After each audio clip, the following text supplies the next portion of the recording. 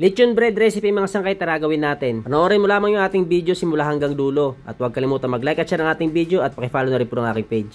Ito na, gawin na natin yung ating dough. Kailangan lang natin ng asukal. Maglagay tayo ng asin, powder milk.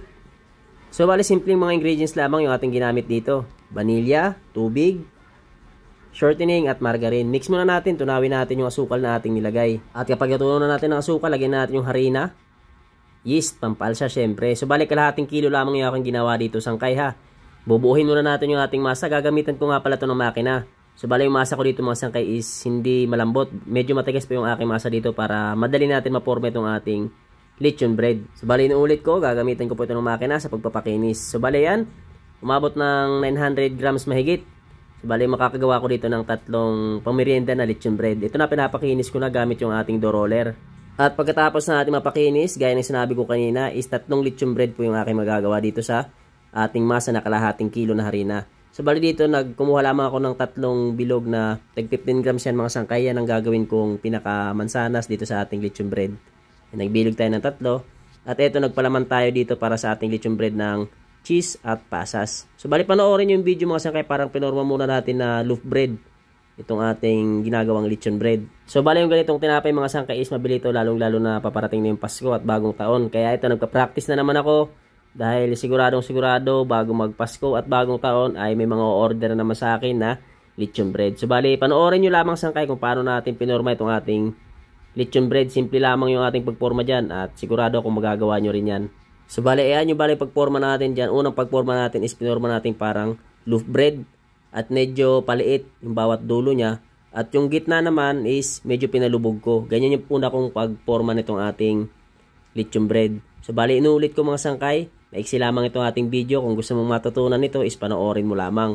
Madali lang sundan yan mga sangkay dahil ayan, hindi naman mabilis yung ating pagporma dyan. At sigurado akong masusundan nyo rin yan. At kapag naporma na natin ganyan yung ating mga dough, kailangan naman natin ng gunting para sa paglagay ng design para dito sa ating lechon bread.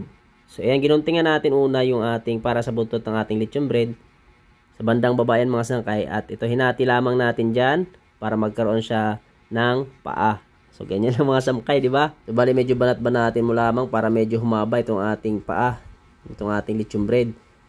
At pilipitin mo lamang yung buntot. Ayan, makikita mo sa video, gayahin mo na lamang. At dito sa bandang itaas is ginuntingan ko muna yung kanyang tainga at yung gilid naman para sa dalawang paa. So bali nilagay ko sa ilalim ng ulo yung dalawang ginunting natin para sa kanyang paa. At pisil-pisilin nyo lamang yung tenga. Yan, para magnipis siya at lumapad. At isunod mo na rin yung nguso. Yan, pormahin mo lang nguso. At tusukan mo lamang yung mata mga sangkay at lagyan mo ng pasas. So ganyan lang aking linagay dyan, pasas lang para magkaroon ng mata. At ginuntingan natin yung bibig.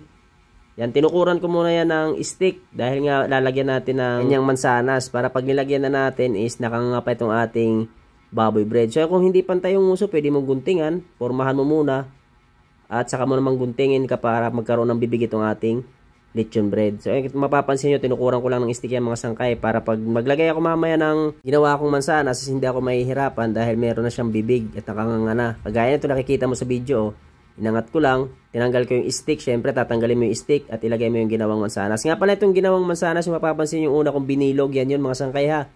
Yan, nilagyan ko lamang ng food color na strawberry red. So, pag nagawa mo na yan, napaalsa mo na. So, bali, paglagay ko dyan ng, ng mansanas na nilagay ko sa bibig mga sangkay is, pinaalsa ko muna yan ha, bago ko lagyan ng mansanas. Pinaalsa muna natin yung ating lechon bread bago ko nilagyan ng mansanas. So, bali, pasa lang na yan eh.